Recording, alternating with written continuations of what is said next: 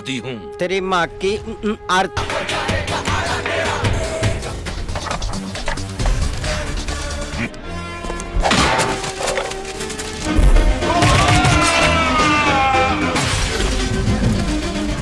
Assalamualaikum guys, oke kembali lagi bersama Draft Movie Review.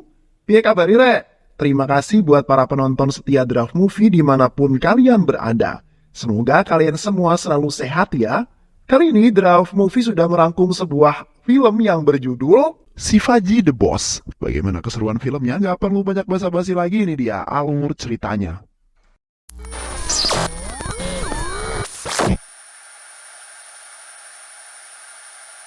Betapa sakit rasanya ketika 10 tahun merantau di negeri orang, kembali-kembali malah dihina dan dicaci maki oleh orang banyak. Niatnya kembali untuk membangun negeri, tapi terjanggal dengan suap dan korupsi. Inilah alur film Shivaji The Boss. Suatu hari setelah 10 tahun merantau di negeri orang, Shivaji kini kembali ke negerinya India dengan membawa banyak uang. Uang itu akan digunakan Shivaji untuk membangun negerinya, bukan untuk berfoya-foya dan happy sana-sini. Shivaji sangat kagum dengan perkembangan yang telah dicapai oleh India. Gedung-gedung tinggi dan bangunan yang sangat megah mewarnai perjalanan Shivaji menuju perpulangannya. Namun di tengah jalan, kebanggaannya kini telah sirna ketika ada hal yang kemudian membuat hatinya sangat pilu. Hal itu adalah kemiskinan yang terus merajalela. Ada seorang pengemis yang meminta-minta tepat di hadapan wajahnya. Semuanya mungkin mulai datang, tapi kemiskinan masih belum hilang, ujar Shivaji sambil memberikan pengemis itu uang. Shivaji adalah seorang pria yang berjiwa dermawan. Dia memiliki mimpi untuk membangun berbagai fasilitas gratis bagi masyarakat. Dia memiliki total kekayaan sebesar 250 crore, yang mana 200 crore dari uang itu akan digunakan olehnya untuk membangun Shivaji Foundation. Selain itu, Shivaji juga akan membangun sebuah fasilitas pendidikan, kesehatan, dan lapangan pekerjaan bagi masyarakat. Rencana itu Shivaji sampaikan di depan pejabat dan para pengusaha. Shivaji yang berjiwa nasionalisme melakukan semua itu demi membalas kebaikan negaranya. Dia sangat mengetahui betapa kerasnya hidup sebagai orang yang miskin. Keesokannya, Shivaji saat ini karena bantuan pemerintah yang memberikannya sebuah beasiswa pendidikan pada dirinya. Oleh karena itu, Shivaji memiliki sebuah pemikiran, dengan pendidikan kita pasti bisa memberantas kemiskinan. Namun, pemikiran itu berbanding terbalik dengan seorang pengusaha bernama Ati Sesan. Sesan adalah seorang pengusaha yang menjadikan pendidikan dan kesehatan sebagai ladang bisnisnya. Shivaji diminta Sesan untuk tidak menggratiskan rumah sakit dan universitas, karena hal itu bisa mengancam bisnisnya yang sudah ia bangun 20 tahun lamanya. Shivaji tentu saja menolak permintaan tersebut. Dia bersama pamannya yaitu Airifu lalu pergi menemui pejabat pemerintahan. Karena untuk membangun mimpinya tentu Shivaji butuh dukungan dari pemerintah. Pejabat pemerintah itu lalu mengutus Pardasti, staf sekaligus sekretaris pribadinya, untuk membantu Shivaji. Berbagai izin harus diselesaikan agar Shivaji Foundation bisa dibangun. Pardasti mengatakan kepada Shivaji butuh waktu 1 tahun bagi dirinya untuk mengurus dan menyelesaikan izin tersebut. Shivaji tentu saja heran mengapa pembangunan proyek itu memakan waktu yang sangat lama. Namun, jika Shivaji memberikan Pardasti 2% dari total biaya proyek tersebut, maka Pardasti akan segera menyelesaikannya. Shivaji marah kepada Parda mengapa dia menjadikan proyek tersebut sebagai bisnis, padahal jelas proyek itu dibangun Shivaji untuk masyarakat, bukan untuk mencari uang. Pradasti yang bete lalu menjelaskan pada Shivaji untuk membangun toilet saja di negeri ini itu butuh uang suap, apalagi jika membangun proyek sebesar ini. Shivaji tetap ngotot tidak akan memberikan persenan kepada Pradasti. Dia hanya membutuhkan izin agar proyek ini bisa dibangun. Dia akan berusaha semaksimal mungkin untuk mendapatkan izin tanpa mengeluarkan biaya. Keesokan harinya, Shivaji pergi bersama pamannya ke kantor pemerintah. Namun anehnya selalu saja ada alasan bagi para pejabat untuk tidak memberikan izin. Entah dokumen belum lengkap lah, pembangunan yang melanggar peraturan lah, berdiri di zona yang dilarang pemerintah lah, dan masih banyak lagi. Shivaji benar-benar dibuat pusing dengan semua ini. Kini hanya dua pilihan bagi Shivaji, yaitu membatalkan proyek mimpinya itu atau tetap melanjutkan dengan menyuap para pejabat. Setelah beberapa saat berpikir, keputusan Shivaji kini sudah bulat. Dia tetap akan melanjutkan proyeknya dan menyuap pejabat pemerintah. Singkat cerita, kini pembangunan universitas di bawah naungan Shivaji Foundation telah dilaksanakan. Di sana, Shivaji tak sengaja melihat seorang gadis cantik yang kemudian memikat perasaannya. Gadis itu bernama Vidya. Shivaji terus berusaha untuk mendekati Vidya. Namun apalah daya, karena Shivaji yang pandai dalam dunia bisnis justru payah dalam dunia sebuah percintaan. Gayanya yang begitu kaku tidak mampu menaklukkan hati Vidya. Berkali-kali dia menyatakan cintanya dan berkali-kali pula lah Vidya menolak cintanya. Vidya tak ingin berpacaran, dia hanya ingin Shivaji menikahinya. Sementara itu, di bangunan proyek universitas di bawah naungan Shivaji Foundation, tentu saja membuat Sesan jengkel. Berbagai cara dilakukan Sesan untuk menghentikan pembangunan tersebut. Melalui cara kekerasan, dia mengirim beberapa preman untuk menghajar Shivaji. Namun, Shivaji bukanlah kaleng-kaleng. Dia kemudian berhasil melibas mereka semua. Sesan lalu menempuh jalur politik. Dia mendatangi Menteri Anbanandam dan memintanya untuk menghentikan pembangunan tersebut. Menteri Anbandam lalu datang menemui Shivaji. Dan saat itu pula pembangunan universitas langsung dihentikan.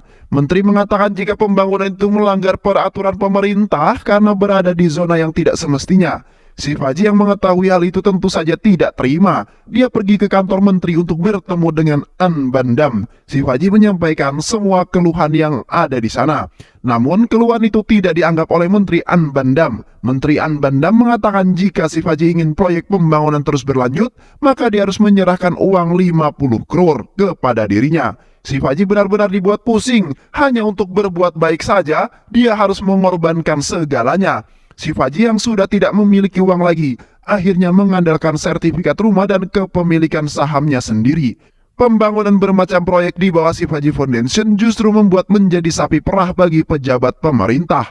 Setelah Shivaji menyerahkan uang tersebut kepada Anbandam, proyek pembangunan kini kembali dilanjutkan. Senan yang mengetahui hal itu tentu saja murka. Dia menganggap Menteri Anbandam telah mengkhianati dirinya. Karena muak, Senan akhirnya mengatur sebuah rencana untuk melengsarkan Menteri Anbandam. Di bawah tangan pengusaha, pergantian menteri bukanlah hal yang susah. Dengan koneksi uang dan relasi, Menteri Anbandam langsung dicopot saat itu juga. Di sisi lain, Shivaji yang merasa tenang karena proyeknya sudah berjalan, lalu menemui Vidya untuk mengajaknya menikah. Namun pendeta yang ada di kuil menolak permintaan Shivaji. Perbedaan horoskop mereka adalah alasannya. Shivaji benar-benar tidak cocok dengan Vidya dan jika mereka memang kekeh tetap ingin menikah, maka bala bahaya akan terus mengancam nyawa mereka. Kata-kata pendeta tak membuat Shivaji nyerah begitu saja. Dia berhasil meyakinkan Vidya dan mengajaknya bertunangan. Dia juga berjanji akan segera menikah dengan Vidya apapun caranya. Sementara itu penunjukan menteri yang baru mengakibatkan proyek pembangunan Shivaji kembali mendapatkan masalah. Menteri itu langsung bergerak dan merobohkan beberapa bangunan sebagai peringatan. Hentikan proyek pembangunan ini. Proyek ini melanggar aturan karena berada di zona yang dilarang, ujar sang menteri baru. Shivaji yang mengetahui hal itu langsung pergi ke kantor menteri untuk menyampaikan keluhannya. Namun menteri hanya menganggap keluhan itu sebagai angin lalu. Shivaji, jika kau ingin proyekmu itu kembali dibangun, maka kau harus memberikan uang 50 crore kepadaku, ujar sang menteri. Lagi dan lagi, suap adalah solusinya. Shivaji yang tidak lagi memiliki apa-apa pun murka. Dia tidak akan memberikan uang itu kepada menteri. Dia akan membawa kasus ini ke meja persidangan. Namun untuk bisa berada di meja persidangan, Shivaji memerlukan bantuan pengacara dan pengacara butuh uang untuk dibayar. Jancuk, negeri Konoha banget nih. Mungkin itulah yang ada di benak Shivaji. Dia sudah tidak memiliki simpanan uang sama sekali, namun untuk terus menggapai asa mimpinya, akhirnya Shivaji menyerahkan imbalannya. Singkat cerita, persidangan pun digelar. Bukannya mendapatkan izin bangunan, dia justru mendapatkan masalah baru. Pengadilan menganggap Shivaji bersalah karena telah melakukan suap. Shivaji terbukti menyuap beberapa pejabat pemerintah untuk melancarkan proyeknya. Berdasarkan alasan tersebut, kasus yang diajukan Shivaji pun ditutup dan persidangan selesai. Shivaji benar-benar bonyok kali ini. Dia tak memiliki apa-apa lagi. Rumah, ruang, mobil, semuanya telah dikorbankan untuk melancarkan proyek pembangunannya. Si Faji yang pulang dari Amerika sebagai orang kaya, kini tak lebih seperti orang gelandangan. Tak hanya itu saja, pernikahannya juga terpaksa harus ditunda. Vidya bahkan berubah pikiran dan tak ingin hidup berumah tangga dengan si Faji. Apa yang dikatakan pendeta waktu itu benar-benar terjadi, bahwa si Faji dan Vidya tidak cocok menjadi seorang pasangan suami dan istri.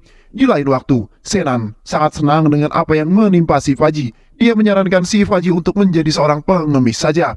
Senan bahkan menghina si Faji dengan memberikannya uang 1 rupiah. Si Faji benar-benar lelah dengan semua ini. Pamannya lalu menyarankan si Faji untuk kembali saja ke Amerika, karena dia pasti mendapatkan kebahagiaan yang ada di sana. Namun, si Faji tentu saja menolak saran tersebut. Dia hanya ingin berada di India mengabdi pada negaranya. Akhirnya setelah berpikir lama, si Faji bertekad untuk menggunakan segala cara untuk menggapai mimpinya. Dengan uang 1 rupiah itu, si Faji lalu menghubungi Senan sebagai orang misterius dan mengatakan kepadanya jika pejabat pajak akan segera datang untuk memeriksa uang dan dokumen gelap milik Senan. Senan yang panik dengan gelagapan langsung mengemas semua uang dan dokumen gelap tersebut dan ingin membawa pergi dari rumah. Namun di tengah jalan, si Faji berhasil merampas semua uang dan dokumen itu. Si Faji mengancam akan melaporkan semua itu ke kantor pajak. Dia akan mengurungkan niatnya jika Senan memberikan total dari setengah uang tersebut.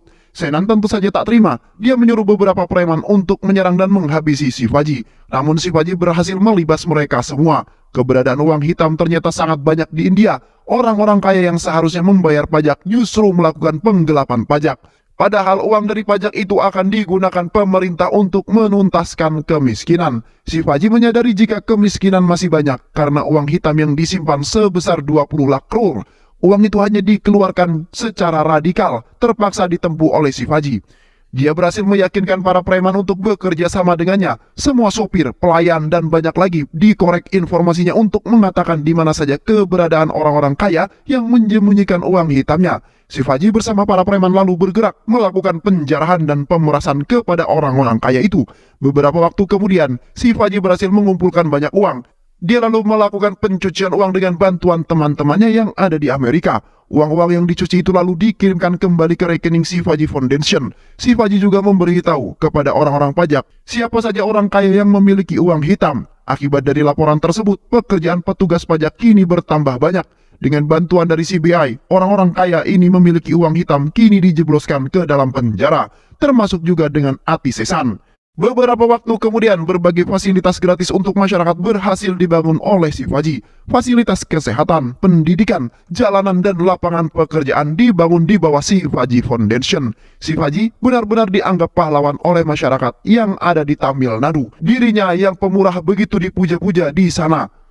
Si Faji tidak hanya berhasil mewujudkan mimpinya saja. Pernikahan yang dulu ditunda kini telah terlaksana. Dia juga berhasil meyakinkan Vidya untuk hidup berumah tangga. Tapi kebahagiaan si Faji itu tidak berlangsung lama. Dengan kekuatan yang dimiliki Ati Sesan, dia berhasil keluar dari penjara dengan jaminan. Sesan yang dendam tentu saja membalas perbuatan si Faji.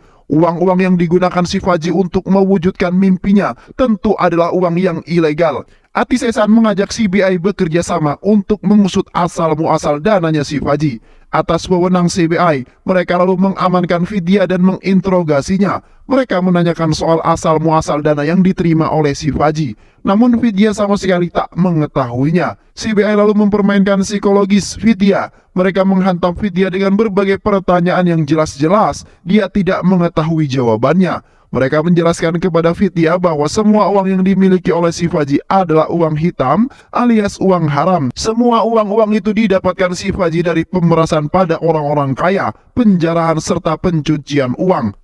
Namun Vidya membantah semua pernyataan itu. Dia yakin jika semua uang yang dimiliki suaminya adalah uang yang halal, bukan uang yang seperti CBI katakan. CBI lalu menjelaskan kepada Vidya bahwa saat ini banyak pembunuh yang sedang mengincar nyawa si Faji.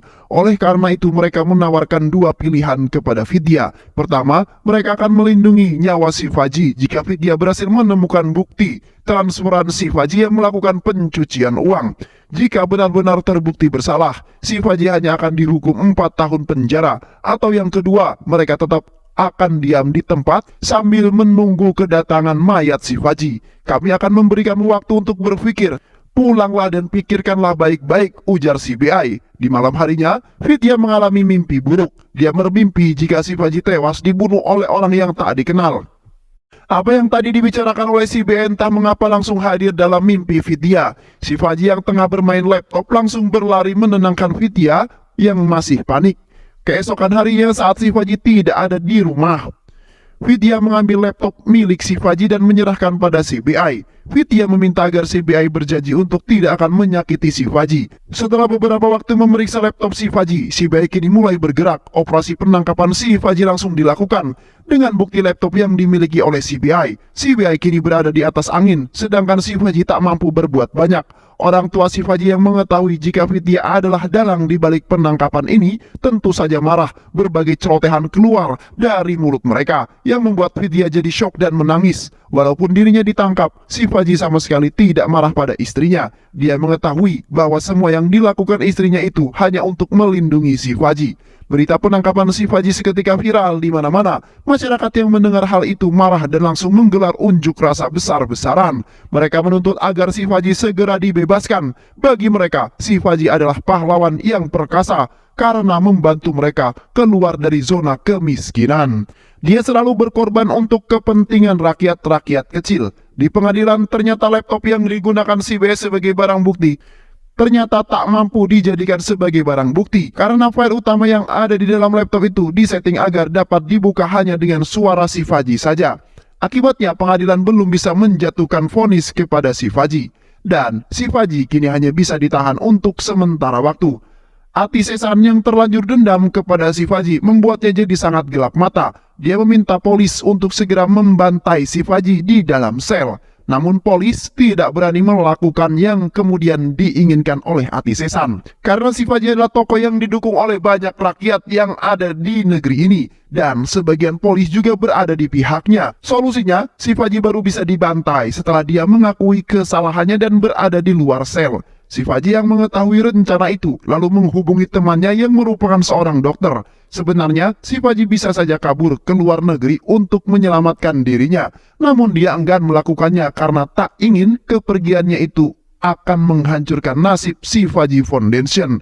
Untuk mengatasi masalah ini, Shivaji memiliki sebuah solusi, yaitu dirinya harus dikira mati sebelum dia mengakui kesalahannya. Oleh karena itu, Shivaji meminta temannya untuk mengganti tubuhnya nanti dengan sebuah boneka. Beberapa waktu kemudian, Sesan meminta Shivaji untuk membuka laptop tersebut, namun Shivaji enggan melakukannya. Hal itu membuat Sesan murka dan menyuruh seorang polisi untuk memukulnya. Namun polisi itu justru menolak. Berkat bantuan Shivaji, kini keluarganya bisa bekerja. Sesan benar-benar jadi semakin emosi. Dia akhirnya turun tangan untuk memukul Shivaji sendiri. Sesan menyiksa Shivaji tanpa belas kasihan. Di tengah penyiksaan itu, Shivaji mulai merencanakan aksinya. Dia ingat jika dulu ada seorang kuli bangunan yang jatuh dari lantai gedung dan jantungnya berhenti berdetak. Namun berkat bantuan CPR, nyawanya itu berhasil diselamatkan. Shivaji lalu menyetrum dirinya sendiri. Tinggi tegangan listrik membuat Shivaji pingsan dan jantungnya berhenti berdetak. Pihak kepolisian menjadi kaget karena Shivaji yang telah disiksa Sesan kini ditemukan meninggal. Teman Shivaji yang mengaku sebagai wartawan lalu menghubungi kepolisian. Dia bertanya pada polisi, kenapa bisa Shivaji ditemukan tewas? Bagaimana Shivaji bisa tewas sedangkan dia diamankan di kantor polisi? Ujar teman Shivaji. Teman Shivaji lalu mengancam pihak kepolisian bahwa dia akan mengangkat kasus ini jadi sebuah berita yang sangat viral. Kepolisian kini panik dan kalang kabut. Ati Sesan lalu menghubungi kepolisian dan mengatakan bahwa mereka harus segera mengalihkan penyebab kematian Shivaji. Ati Sesan bersama polisi lalu merencanakan skenario seolah-olah para premanlah yang menghabisi Shivaji. Para preman diatur untuk menyerang mobil polisi yang sedang membawa Shivaji. Ati Sesan dan kepolisian berharap skenario itu bisa membuat publik tidak menyalahkan mereka. Sesuai dengan rencana, orang-orang Shivaji lalu bergerak cepat. Mereka diam-diam menyelinap masuk ke dalam mobil yang membawa Shivaji. Mereka lalu mengganti tubuh Shivaji yang asli dengan sebuah boneka. Dan tak lama kemudian para preman datang. Mereka terus menembaki mobil polisi yang ada boneka Shivaji hingga meledak. Semua orang yang percaya dengan skenario itu, mereka menilai bahwa Shivaji tewas karena diserang oleh para preman. Sementara itu Shivaji yang asli kini tengah diselamatkan melalui metode CPR. Teman Shivaji terus menyetrum jantungnya berharap Shivaji bisa kembali hidup. Semua orang yang ada di sana hanya bisa diam sambil berharap cemas. Setelah beberapa saat, kini metode CPR pun berhasil yang membuat Shivaji kembali hidup. Di tempat lain, meninggalnya Shivaji membuat CBI terus berusaha untuk membuka laptop Shivaji. Namun bukannya terbuka, usaha mereka itu justru membuat laptop Shivaji masuk ke mode darurat yang mengakibatkan semua file-file dan data yang di dalamnya dihapus secara otomatis. Hilangnya barang bukti tak membuat Seshan berputus asa. Dia tetap ingin menutup dan membubarkan Shivaji Foundation. Semua orang berharap cemas dengan nasib Shivaji Foundation kini di depannya. Namun tak lama kemudian Shivaji yang sudah sembuh pun datang. Dia menyamar sebagai temannya Shivaji yang baru saja datang dari Amerika bernama Ravi Chandran. Shivaji menghina Seshan seperti dulu Seshan menghina dirinya. Seshan yang mengetahui jika Ravi adalah Shivaji meminta polisi untuk menginterogasinya. Polisi lalu menginterogasi Ravi, namun Ravi hanya bisa tertawa mendengar pertanyaan polisi. "Hei, Shivaji itu sudah meninggal. Bukankah kalian melihat sendiri sertifikat kematiannya?" ujar Ravi. Ravi juga menunjukkan kartu tanda penduduk serta ATM yang dimilikinya. Hal itu kemudian membuat polisi kini mati kutu. Di atas panggung, Ravi mulai menebar ancaman. Dia mengatakan bahwa orang-orang yang terlibat dengan kematian Shivaji harus segera dihukum. Keesokan harinya, Ravi lalu datang menemui Seshan di kampus miliknya. Di sana, Ravi mengungkapkan identitas aslinya, bahwa dia memanglah Shivaji. Dia mengatakan kepada Seshan bahwa dirinya memiliki bukti jika Seshan telah merencanakan aksi pembantaiannya. Seshan akan menyerahkan semua uang gelap miliknya yang ada di atas kampus jika Shivaji menyerahkan bukti tersebut. Namun, Shivaji sudah muak, langsung berusaha untuk memukul Seshan. Anak buah Seshan lalu datang dan membantu. Perkelahian Shivaji dengan anak buah Seshan membuat semua uang gelap milik Seshan terbang kemana-mana. Bahkan, uang itu masuk ke dalam kelas. Semua mahasiswa langsung keluar untuk memungut uang-uang itu. Mereka sama sekali tidak peduli dengan perkelahian Seshan. Shivaji lalu berhasil mengalahkan semua anak buah Seshan. Dia juga menghajar Seshan tanpa belas kasihan.